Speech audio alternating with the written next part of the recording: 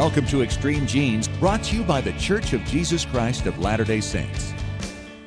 This week on Extreme Genes Family History Radio, it's a lengthy conversation with Dr. Henry Louis Gates, not only about his latest episode of Finding Your Roots on PBS, but about the effects of family history on culture, on bringing people together and learning about ourselves through the history of our ancestors. Hi, it's Scott Fisher, your host for the show, and David Allen Lambert will be joining me for another round of Ask Us Anything. It's a loaded show this week on Extreme Genes, brought to you by FamilySearch.org. Discover, gather, connect, a presentation of the Church of Jesus Christ of Latter-day Saints. And you have found us, America's Family History Show, Extreme Genes and ExtremeGenes.com. It is Fisher here, your radio root sleuth, on the program where we shake your family tree and watch the nuts fall out. Great to have you along for another great show today.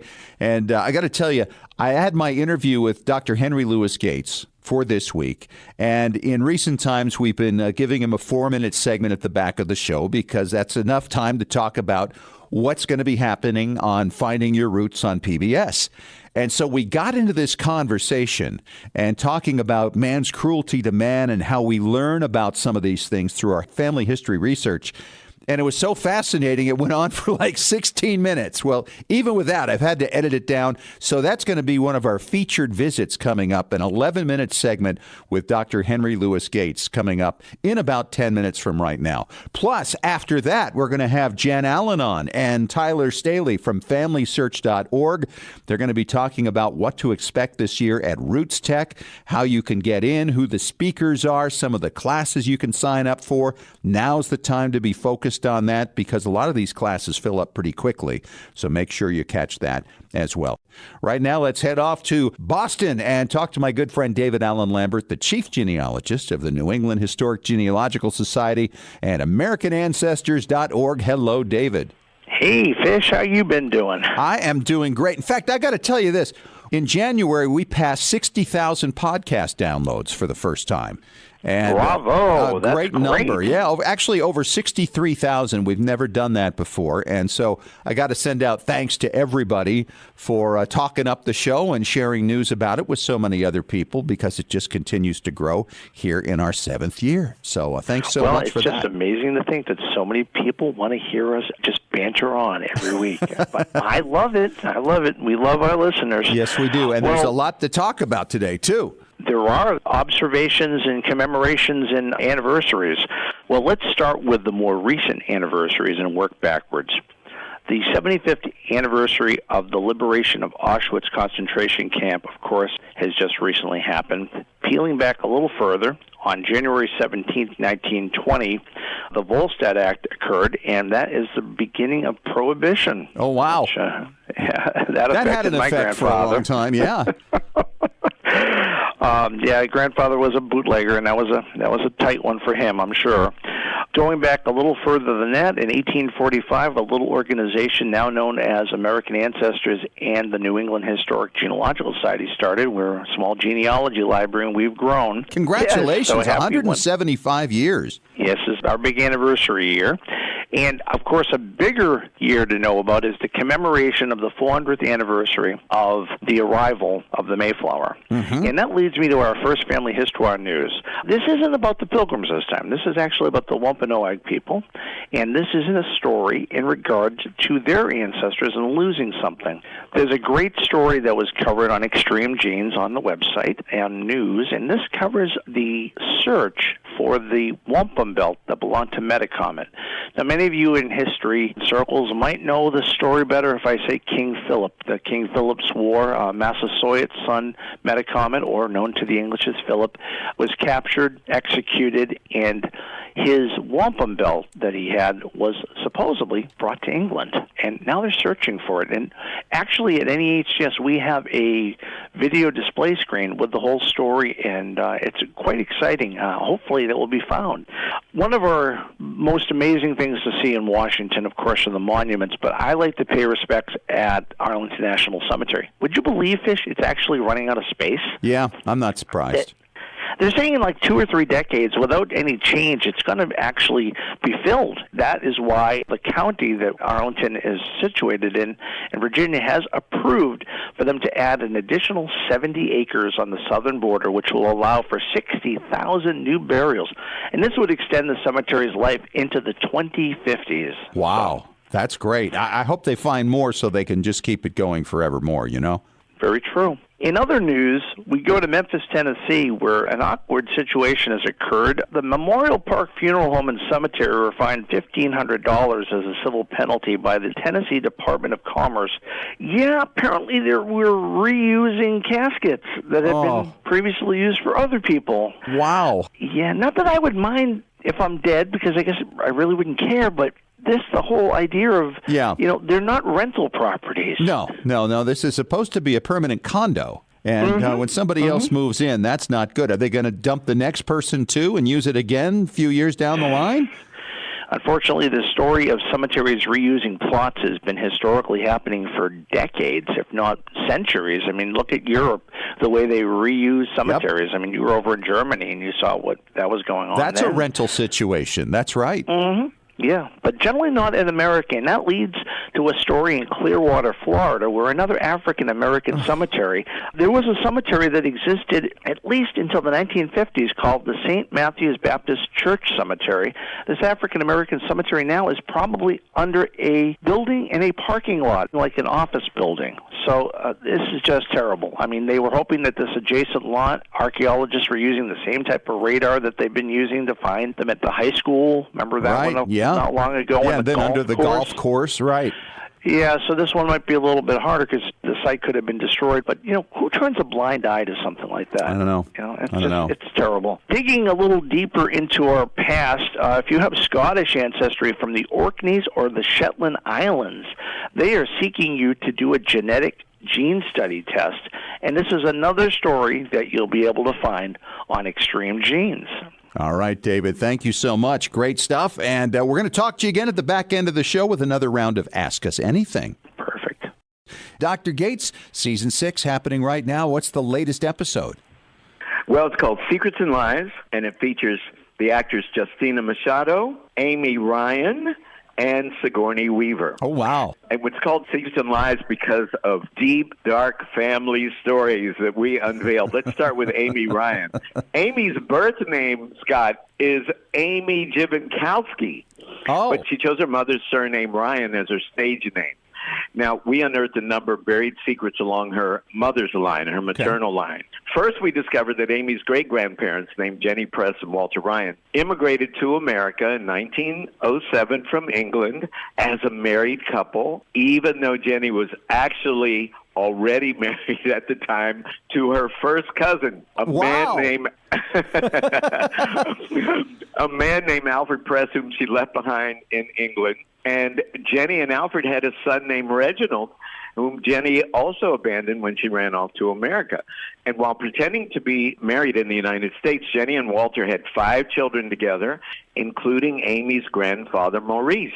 It was only after her real husband, Alfred Press, died in 1931 that Jenny and Walter were able to return to England and officially marry in their middle age. Oh, wow. That's an amazing story. Isn't that amazing? Yeah. And then we wanted to find out what happened to Reginald, the child Jenny had abandoned in England. He seems to have thrived. He married. He had a family of his own, and he lived a long life.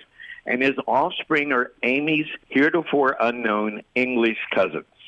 And you know what she said? She looked at me in shock and said, "There's a whole other world outside our wildest dreams." That's true. Said, yeah, no kidding. Sigourney Weaver found out on her father's side that her third great-grandfather was a man named Sheffield Weaver. Scott, he was 11 years old when the American Revolution broke out in April of 1775, of course, with the Battle of Concord and Lexington, you remember from elementary school. Yep. His older brother Nathan enlisted in the Patriot Army, which my fourth great-grandfather, a free black man, also enlisted in.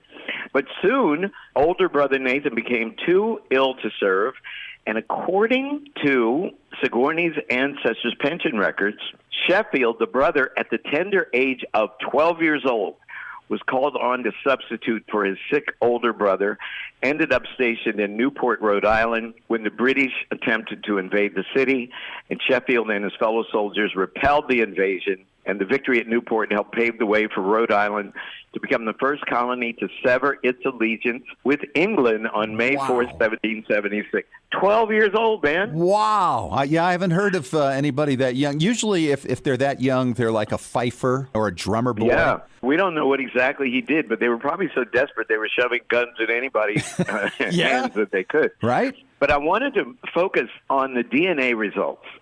You're Extreme Genes. You love DNA. Yeah. And our three guests have very interesting DNA. And one of the goals of the series is to explode white supremacist notions of purity. Well, Justina Machado is 57% European, 25% African, and 12.3% Native American. And she was of Puerto Rican descent. And that people in the Dominican Republic, in Cuba, and in Puerto Rico tend to have that kind of, we call it the rainbow coalition of the genome, Right. European, African, and Native American. And her DNA cousin is Gabby Hoffman. Oh, wow. But even if you're 100% European going back 500 years, like Amy Ryan is or Sigourney, check out this diversity. For Amy Ryan, 50% British and Irish, 14.6% Eastern European, 9.2% French and German, 2.6% Spanish and Portuguese, 2% Ashkenazi Jewish, 1.5% Scandinavian. Oh, wow. And 0.5% Greek and Balkan, and 16% broadly North European. And her DNA cousin is, according to the paper yesterday, the candidate leading in the Democratic primary, the Iowa caucuses, Bernie Sanders. Bernie Sanders? Really? Bernie Sanders, obviously through her Jewish side of her family tree. Yeah. And then finally, Sigourney Weaver is 84% from Great Britain, but also 8% from Germany, 4% from Ireland, Scotland, and Wales, 2% from Norway, and 2% from Sweden. So what this shows is that even in a gene pool that was contained in the European continent, there was a lot of mixing going on. Everybody, when the lights came down, through one way or another, sometimes by choice, often by force, people were breeding with each other. Yeah, and it just, these DNA tests explode the notions of essentialized natural or biological fixed races. Yeah, purity and all that. Well, when you consider, first of all, how much conquest there has been throughout history, right? And people going over lines. And then what would happen is the conquerors mix with the conquered.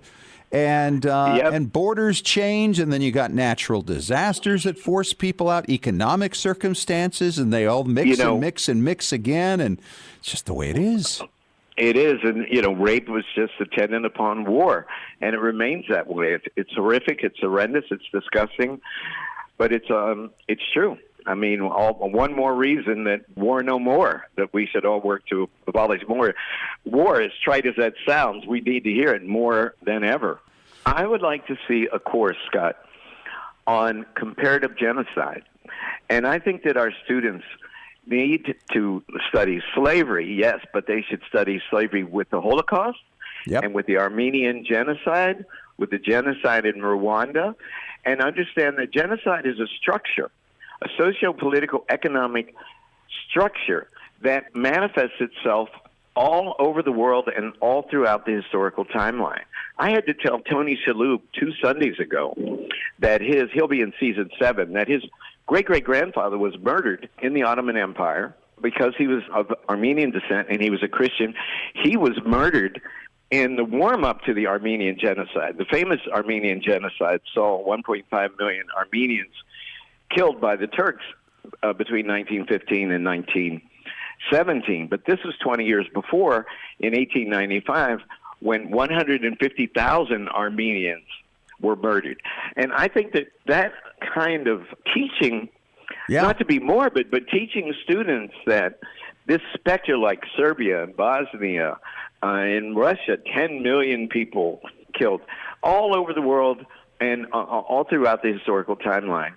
People have done evil things to each other. Yes. Just like the enslaved Africans and just like the Jewish people in Europe. And I think it would help to build links across ethnic lines, across national lines, if we know that we're all in the same boat. We've all suffered, and all of our ancestors have been scapegoated. It's one reason why I like doing Eastern European ancestry, because you understand the history of anti-Semitism when you look at the pogroms, in the 1880s and 1890s and continuously. That's why I think Finding Your Roots is so effective in teaching world history and American history, because you're so fascinated with these celebrities and understanding details about them. And what we do is package the detail of our ancestry in the context of historical events.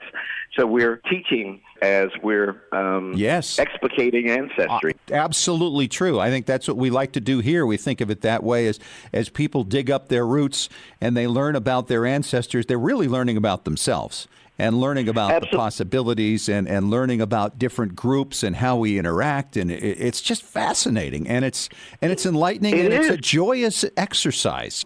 It is, and you think that, take the Jewish community, they've suffered so much in Eastern Europe. You think that the paper trail had disappeared. With Amy Ryan, we were able to go back to her sixth great-grandfather, Bartłomiej Dziwinkowski. He was born in 1690 in Poland, and on her mother's side, we were also able to go back to her sixth great-grandfather, named Timothy Adshead, and he was born in 1742 in Shropshire, England. So there you have a Jewish ancestry from Eastern Europe and non-Jewish ancestry from England, and we were able to go back almost contemporaneously. It shows you that their records have remained despite the horrors of war and genocide. And often during wars or the systematic repression of people, the oppressors destroy the records. Yes, happened in France with the Huguenots. Yes, absolutely. But we're finding more and more and digitizing more and more. Every day it becomes easier to trace your family tree. It really does. Not easy, but easier. And that's important. And so let me ask you this. Of all the episodes you've done in all the seasons, what was the reaction from the one celebrity you will never forget? Well, Joe Madison, who is a Sirius XM radio host, his nickname is the Black Eagle. We discovered through DNA that his father, quote unquote, was not his father. That his biological father was different than the man he had called father till that man died. And we have an ethics protocol at PBS. I can't reveal that in front of 2 million people without some warning. So I called him on a Saturday. I said, Joe, I've never had to do this, but we know definitively that your biological father was a man who's different than you think. And I said, if you don't want to be in the series, this is confidential information. We won't reveal it publicly, but you'll have to drop out of the series. I mean, if you stay in the series, we have to talk about it, and that's all I can tell you about this person. And without missing a beat, he goes, really? And I said, yes. And he paused, and then he said, I want to be in the series, and I want to know the truth.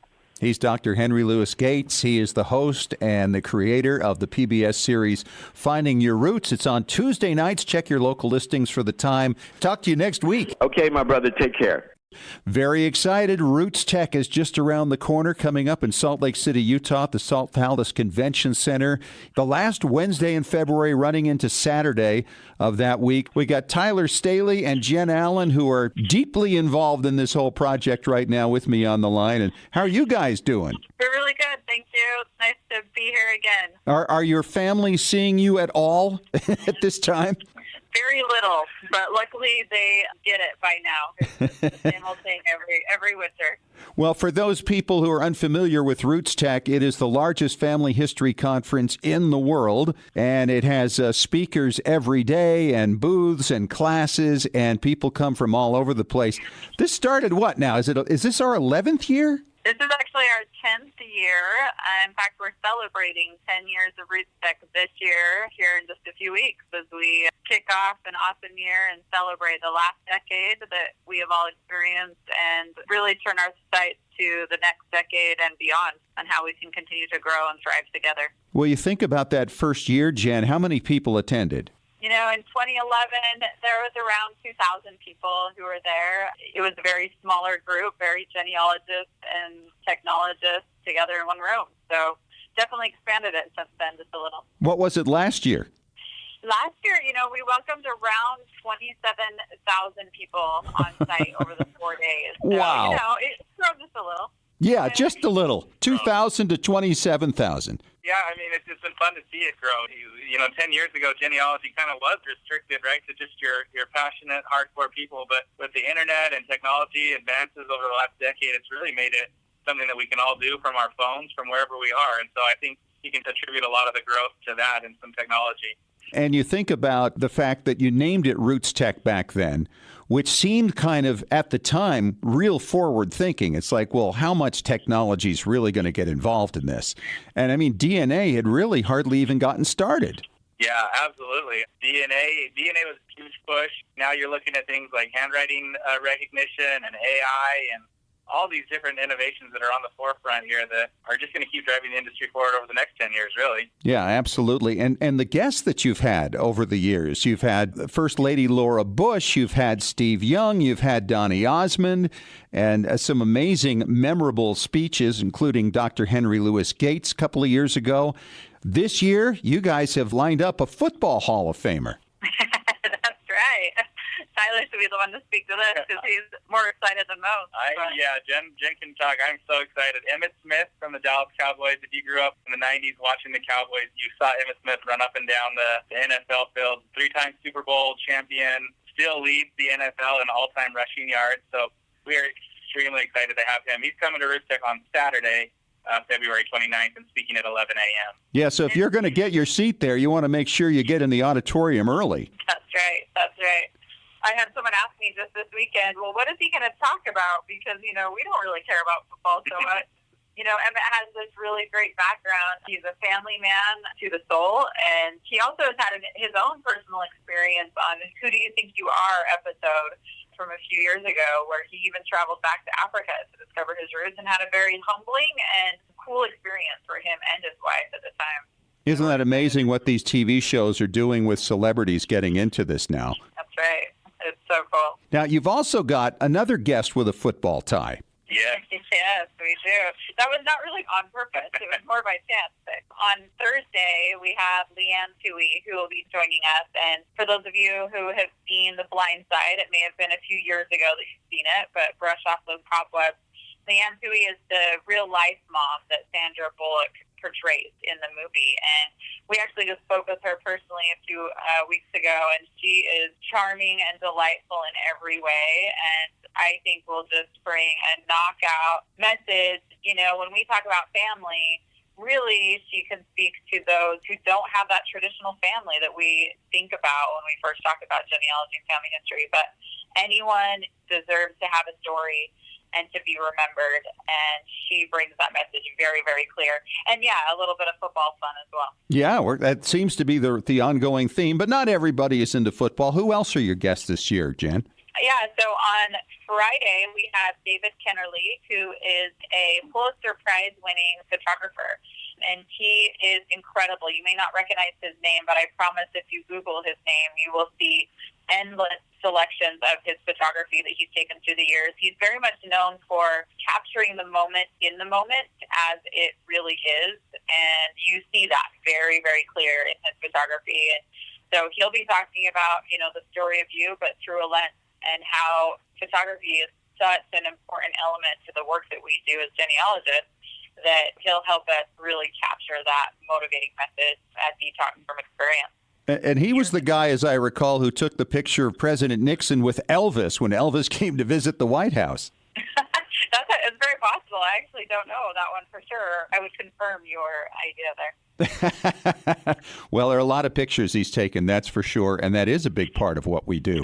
So let's talk about some of the classes this year. I was thinking about this in the first Roots Tech. It was very different in terms of, what kind of classes we had. This year, of course, it just gets more and more into DNA and to other things that are really kind of unique to our time.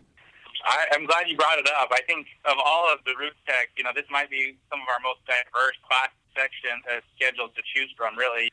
There's something for everyone. We have over 300 classes over the course of 4 days. If you're really interested in DNA, there's some deep dives that you can go in there, from what are the different kind of tests available to triangulation to how to reach out to new cousins and connections. all sorts of DNA classes, but also classes focused on technology and how we use technology today to preserve our own stories through social media and things like that. And then, of course, classes on any type of record and research methodology that you can imagine, from German records to Scottish records. There's a class for wherever your ancestors come from that can help you discover them a little bit better. And there's even going to be a panel on podcasts, I understand. That is correct. I think you're on it. Yes, I am. I better check my schedule, make sure that's in there correctly. Yeah, we're going to be there with the genealogy guys and Lisa Louise Cook with Genealogy Gems and Amy Johnson Crow, who's got a brand new podcast going, and talk about how people can start their own. That's awesome. Yeah, it's going to be a lot of fun. We're really looking forward to that. All right. How do people get in, you guys? It is not too late. You just go to rootstech.org and you can register. It's still a great time to register right now. We're still in our promotional pricing period.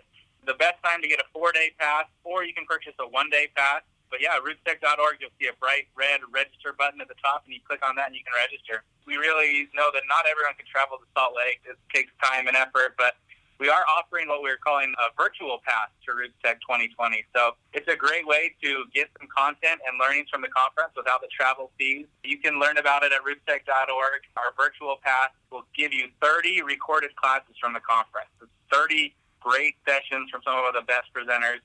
And you'll get that about 15 days after the conference ends. You can log in and watch these videos at your own time, your own convenience, and whenever you want. All right. And the dates once again? February 26th through the 29th in Salt Lake City. We end on Leap Day, so it's, monumental for the next 4 years. Yeah, that's true. Usually we kind of end now in early March, but it's a little different this year. Yeah, we're a little bit earlier. Our dates will actually kind of jump a little bit in the next 2 years, and then we get pretty consistent after that. So. All right. And when are you guys scheduled to go on vacation? Directly after we sleep this week, then we go. We'll see how many of you actually do get to do it right after. Well, Jen Allen and Tyler Staley, both from FamilySearch.org, thanks so much for your time, and we're really looking forward to Roots Tech this year. We'll see you. Thanks, Scott. Thanks for having us. Thank you. All right, this is the time in the show where we let you ask us anything on Extreme Genes, America's Family History Show. It's Fisher here with David Allen Lambert, back from the New England Historic Genealogical Society and AmericanAncestors.org. And we do have a question here, David, from Lorene Crandall Curtis. She says, I connect to Crandall cousins through DNA. We are first through sixth cousins since we share the same couple, David Freeman Crandall and Carolyn Marie Simmons, as distant grandparents to one degree or another. Although we all believe this couple is buried in Howell, Michigan, we differ in identifying parents for David. Find a Grave cites his parents as being buried in Ontario County, New York, but one group of cousins insists this is not correct. How can we straighten out our differences in opinion? Lorene Curtis. Well, I would say the first thing to rule out the winner is, does one of those two Find a Grave sites have a gravestone? Right. Yeah. That would be the easy one, but I can't imagine that would be there because that would be too easy. Well, right. Well, then there's always that angle that somebody could have put a gravestone there 50, 100 years later, assuming someone's buried there. Right. Or people are moved, as we have seen, and it could move across state lines, so they've been buried there originally based on a burial record. So burial records are good. Maybe there was a removal, and so they were technically buried in two different places. Sure. So that's one thing to look at. I mean, of course, there's obituaries, there's death notices, there's the notice after the funeral, the cards of thanks and things like that you can find that might lead a clue to where they are. I mean, looking for tax records, where was the last place that he paid taxes? Were deeds recorded stating that it was the estate of a person? Or is he still selling land in the property by his widow after he died in the same county? So does that put you in the correct state? That's one thing to think about. Wow. There's a lot of ground to cover there. But you're right, and the thing is, when you have a big group like that, and she's talking first to sixth cousins talking about this whole thing, you would think that some folks would have dug into some of that material. And that's really where I think the group kind of has to get together and lay their cards on the table, right? Well, what do you have? What's your proof of this? What's your proof of that? And when you start to collaborate, it's not a matter of who's right and who's wrong. It's a matter of finding out what the truth is. And you can only do that by putting together the collection of clues that are available within the family or things that people have discovered along the way, and maybe even putting your brains together to figure out, all right, what sources do we not have yet, many of which you just talked about, David. Mm-hmm. You know, and you never know when that diary or letter or something might surface that talks about the funeral of that person. So I wouldn't give up hope. And I also wouldn't invest in a backhoe and start digging up the cemetery looking for DNA samples to confirm if he's the right person there either, which, believe it or not, the Ask Us Anything has not got that question, but I have got that before as a question. Somebody wanted to dig up somebody? They wanted to know the legal right they had to exhume a great-great-great-great-great-grandfather who died in 1758 with the idea that his DNA could perhaps tell them where they came from in Germany. Shut up. Oh, Nope. My gosh, you're kidding. I said, first off, I wouldn't advise digging up the dead. Secondly, I don't think you're going to get a county to warrant your genealogical adventure for disinterring someone who doesn't even have a gravestone. So how do you know you're getting the right person? Yeah. So yeah, I mean, that would be a problem right there, wouldn't it? I suppose you could probably compare it with a Y chromosome test or something, but I mean, still, that's an insane question. I can't believe it. Well, we do appreciate the question, of course, from you, Lorene. I hope that helps a little bit. Obviously, we can't answer the question for you, but if you get together with everybody and start to sort it all out, see what you got, see what you haven't collected yet, I'm sure in time you'll have a much better chance at answering that question. David, we got a question from Glenn Foster. He listens in Phoenix, Arizona on KTAR radio. Glenn writes that he has a Civil War ancestor who was born in 1842, and he lived till 1944, so he's 102 years old when he died. But the family story is that on his 100th birthday, he took his first airplane ride. Glenn says, how can I find out if this story is true? It's also said that he actually came to America from Ireland on a clipper ship. So can you imagine that? So from a clipper ship to an airplane throughout the course of his life for this Civil War vet. Well, that's an interesting tale. Well, that must have been the thrill of his life. That's one form of transport. That's like you and I going on the space shuttle. Yes. Yeah, that is. Yeah, I think that's kind of comparable.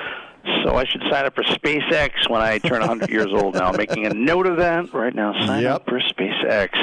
I think that the newspapers, with so much of it being available online, from Chronicling America, from the Library of Congress, to subscription sites like newspapers.com or Genealogy Bank, you might be able to find something. And the other thing, if it's a small enough town, the Historical Society might have a scrapbook or someone may have taken a photo. Yeah. But the other thing is, it's a relative of so many people.